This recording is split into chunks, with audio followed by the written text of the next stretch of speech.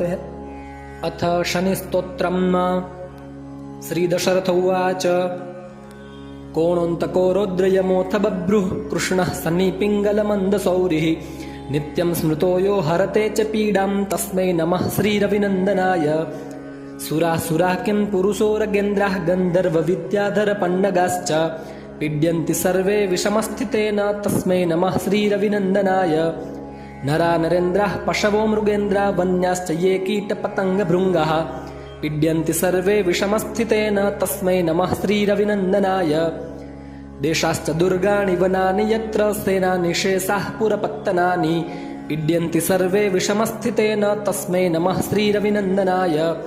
तिलर्यमिर्माशगुडान्नदानिर्लोहेन नीलाम्बरदानतो वा प्रीणाति मन्त्रनिजवासरे च तस्मै नमः श्रीरविनन्दनाय।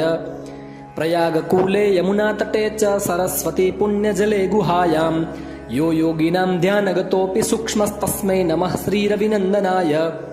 अन्यप्रदेशात् स्वगृहं प्रविष्टस्तदीयवारे स नरः सुखी स्यात् गृहात् गतो यो न पुनः प्रयाति तस्मै नमः श्रीरविनन्दनाय। स्रष्टा स्वयंभुर्भुवनत्रयस्य त्राता हरीशो हरते पिनाकी एकस्त्रिदारुग्यजुषाममूर्तिस्तस्मै नमः श्रीरविनन्दनाय। सन्न्यष्टकं यः प्रयतः प्रभाते नित्यं सुपुत्रैः पशुबान्धवैश्च पठेत्तु सौख्यं भुवि भोगयुक्तः प्राप्नोति निर्वाणपदं तदन्ते। कोणस्थः पिङ्गलो बभ्रुः कृष्णो रौद्रोऽन्तको यमः सौरिः शनैश्चरो मन्दः पिप्पलादेन संस्तुतः। एतानि दशनामानि प्रातरुत्थाय यः पठेत् शनैश्चरकृतपीडा न कदाचित् भविष्यति।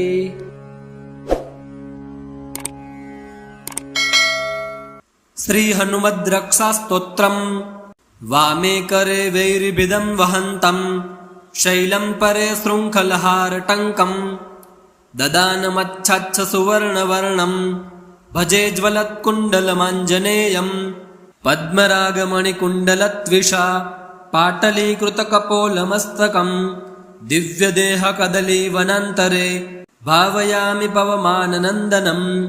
उद्यदादित्यसङ्काश मुदारभुजविक्रमं कन्दर्पकोटिलावण्यं सर्वविद्याविशारदं श्रीरामहृदयानन्दं भक्तकल्पमहीरुहम् अभयं वरदं दुर्भ्यां कलये मारुतात्मजं। वामहस्ते महाकृच्छ्रद् अशास्य करमर्दनम् उद्यद्वीक्षणकोदण्डं हनुमन्तं विचिन्तयेत्। स्फटिकाभं स्वर्णकान्तिं द्विभुजं च कृताञ्जलिं कुण्डलद्वयसंशोभि मुखं भोजं हरिं भजे। जय जय श्री हनुमद्रक्षास्तोत्रम्। श्री हनुमते अर्पणमस्तु। अथ श्री शनि अष्टोत्तरशतनाम स्तोत्रम्। नीलाञ्जनसमाभासं रविपुत्रं यमग्रजं छायामार्तण्डसम्भूतं तं नमामि शनैश्चरम्। श्रीनारद उवाच ध्यात्वा गणपतिं राजा धर्मराजो युधिष्ठिरः तीरः शनैश्चरस्तेयं चकारस्तवमुत्तमम्।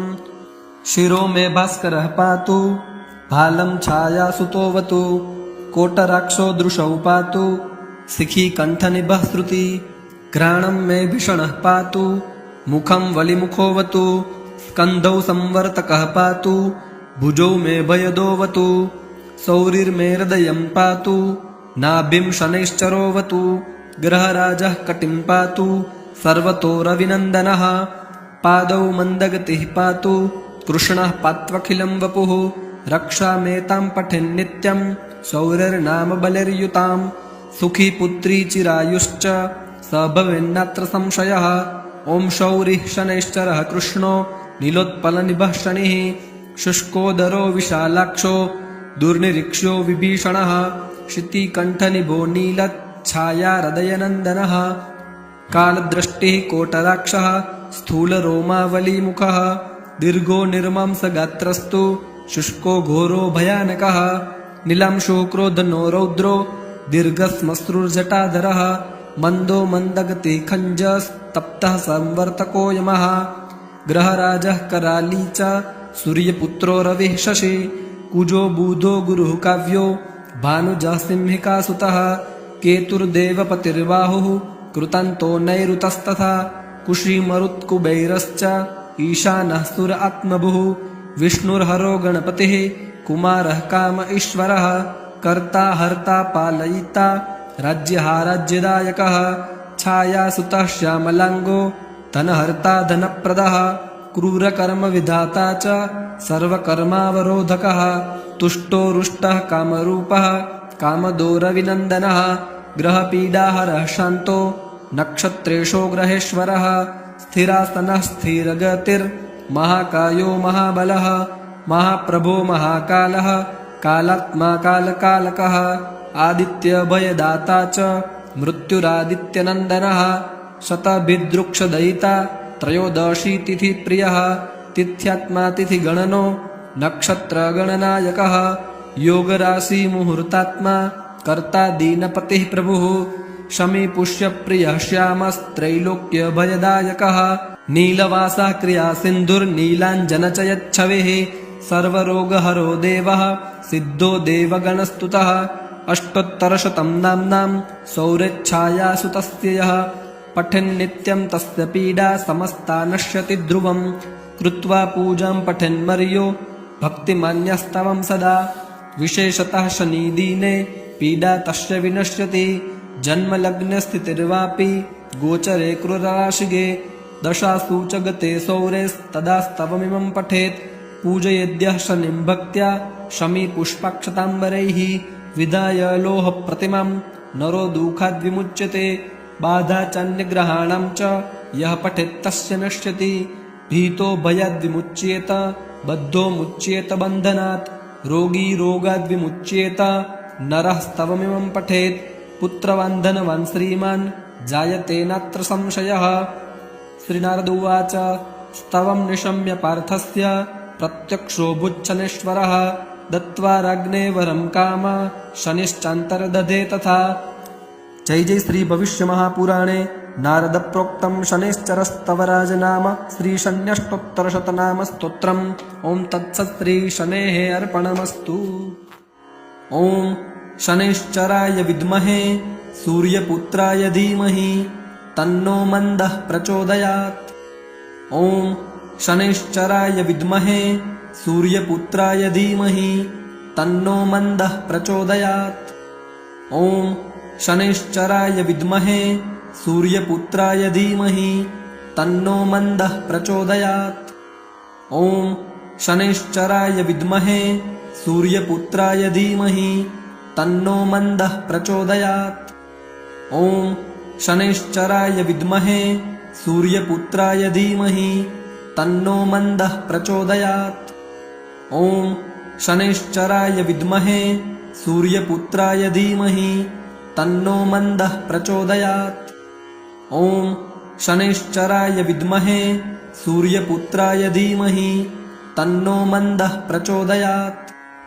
ओं शनैश्चराय विद्महे सूर्यपुत्राय धीमहि तन्नो मन्दः प्रचोदयात्। ओं शनैश्चराय विद्महे सूर्यपुत्राय धीमहि तन्नो मन्दः प्रचोदयात्। ओं शनैश्चराय विद्महे सूर्यपुत्राय धीमहि तन्नो मन्दः प्रचोदयात्। ओं शनैश्चराय विद्महे सूर्यपुत्राय धीमहि तन्नो मन्दः प्रचोदयात्। ओं शनैश्चराय विद्महे सूर्यपुत्राय धीमहि तन्नो मन्दः प्रचोदयात्।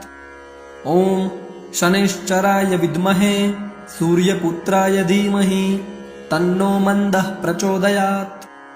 ओं शनैश्चराय विद्महे सूर्यपुत्राय धीमहि तन्नो मन्दः प्रचोदयात्।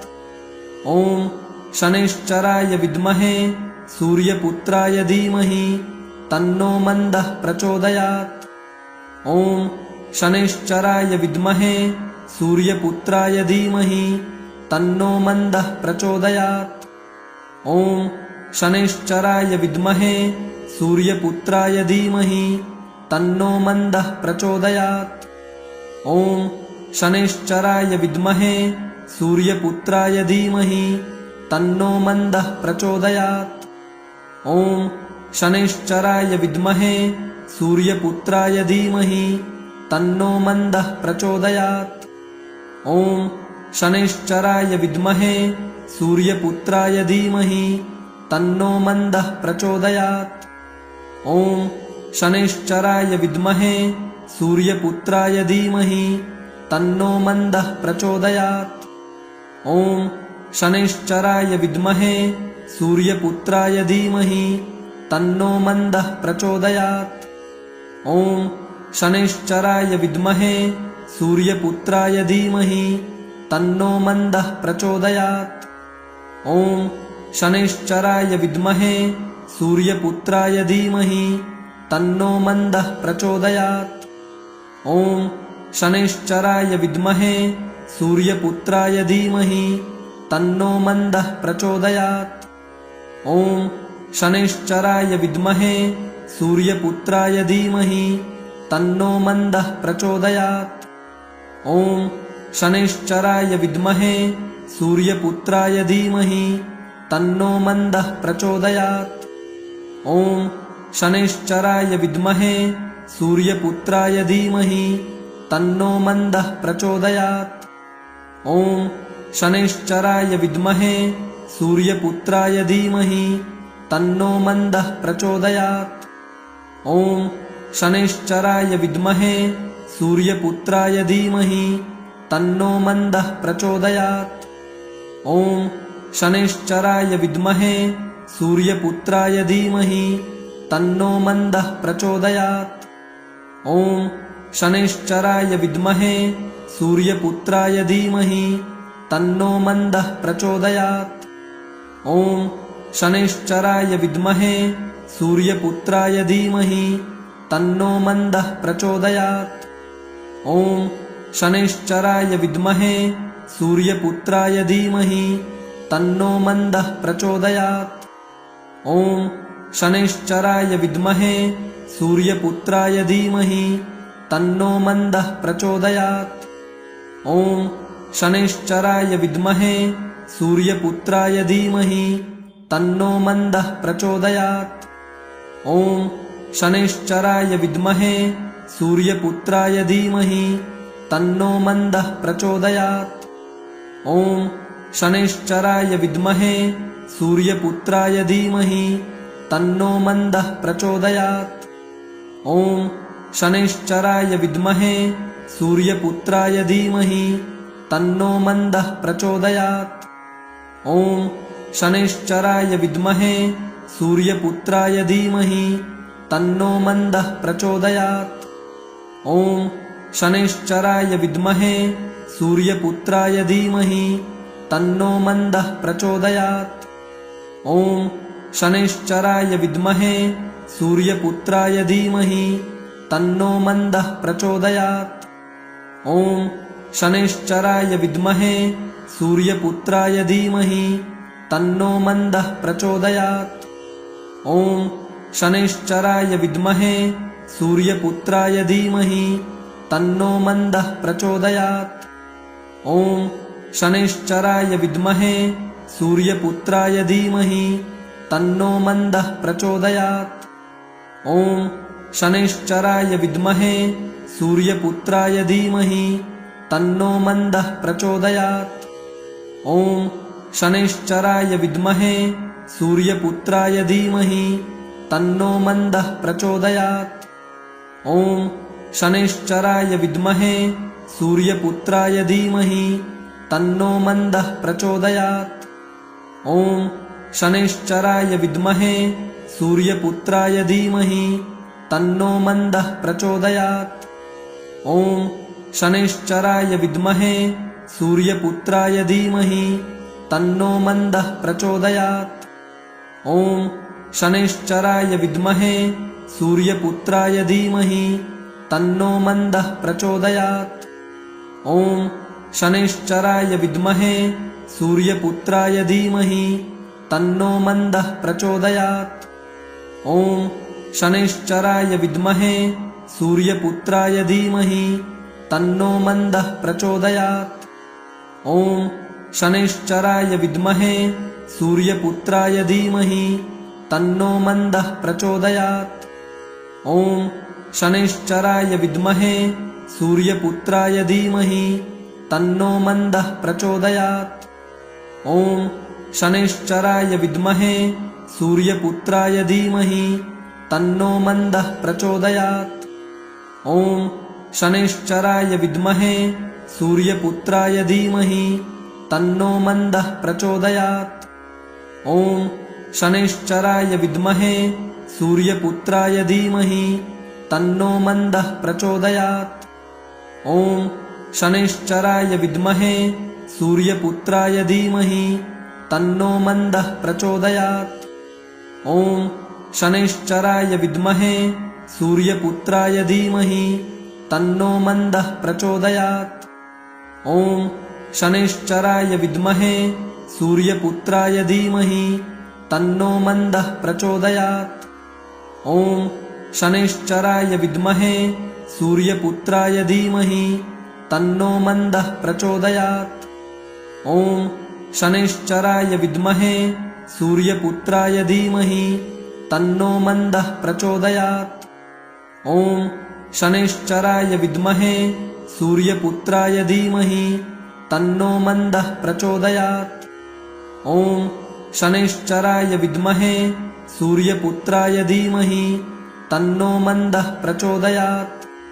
ॐ शनैश्चराय विद्महे सूर्यपुत्राय धीमहि तन्नो मन्दः प्रचोदयात्। ॐ शनैश्चराय विद्महे सूर्यपुत्राय धीमहि तन्नो मन्दः प्रचोदयात्। ॐ शनैश्चराय विद्महे सूर्यपुत्राय धीमहि तन्नो मन्दः प्रचोदयात्। ॐ शनैश्चराय विद्महे सूर्यपुत्राय धीमहि तन्नो मन्दः प्रचोदयात्। ॐ शनैश्चराय विद्महे सूर्यपुत्राय धीमहि तन्नो मन्दः प्रचोदयात्। ॐ शनैश्चराय विद्महे सूर्यपुत्राय धीमहि तन्नो मन्दः प्रचोदयात्। ॐ शनैश्चराय विद्महे सूर्यपुत्राय धीमहि तन्नो मन्दः प्रचोदयात्। ॐ शनैश्चराय विद्महे सूर्यपुत्राय धीमहि तन्नो मन्दः प्रचोदयात्। ॐ शनैश्चराय विद्महे सूर्यपुत्राय धीमहि तन्नो मन्दः प्रचोदयात्। ॐ शनैश्चराय विद्महे सूर्यपुत्राय धीमहि तन्नो मन्दः प्रचोदयात्। ॐ शनैश्चराय विद्महे सूर्यपुत्राय धीमहि तन्नो मन्दः प्रचोदयात्। ॐ शनैश्चराय विद्महे सूर्यपुत्राय धीमहि तन्नो मन्दः प्रचोदयात्। ॐ शनैश्चराय विद्महे सूर्यपुत्राय धीमहि तन्नो मन्दः प्रचोदयात्। ॐ शनैश्चराय विद्महे सूर्यपुत्राय धीमहि तन्नो मन्दः प्रचोदयात्। ॐ शनैश्चराय विद्महे सूर्यपुत्राय धीमहि तन्नो मन्दः प्रचोदयात्। ॐ शनैश्चराय विद्महे सूर्यपुत्राय धीमहि तन्नो मन्दः प्रचोदयात्। ॐ शनैश्चराय विद्महे सूर्यपुत्राय धीमहि तन्नो मन्दः प्रचोदयात्। ॐ शनैश्चराय विद्महे सूर्यपुत्राय धीमहि तन्नो मन्दः प्रचोदयात्। ॐ शनैश्चराय विद्महे सूर्यपुत्राय धीमहि तन्नो मन्दः प्रचोदयात्। ॐ शनैश्चराय विद्महे सूर्यपुत्राय धीमहि तन्नो मन्दः प्रचोदयात्। ॐ शनैश्चराय विद्महे सूर्यपुत्राय धीमहि तन्नो मन्दः प्रचोदयात्। ॐ शनैश्चराय विद्महे सूर्यपुत्राय धीमहि तन्नो मन्दः प्रचोदयात्। ॐ शनैश्चराय विद्महे सूर्यपुत्राय धीमहि तन्नो मन्दः प्रचोदयात्। ॐ शनैश्चराय विद्महे सूर्यपुत्राय धीमहि तन्नो मन्दः प्रचोदयात्। ॐ शनैश्चराय विद्महे